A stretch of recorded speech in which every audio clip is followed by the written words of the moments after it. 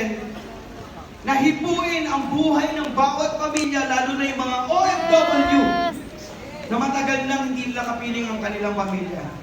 So, let's play this video and yung message pakinggan natin. Eto, gawa ni God to, no? Hindi ko nga alam na padadala niya ako nito eh. One of my direct in Japan. She's a singer.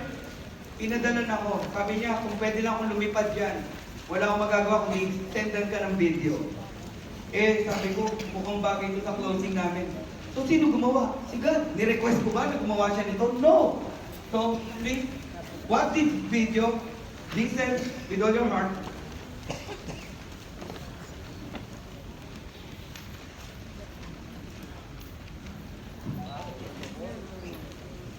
Volume.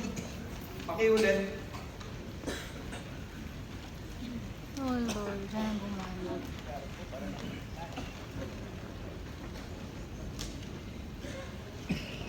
In Jesus' name, gumana. Oh.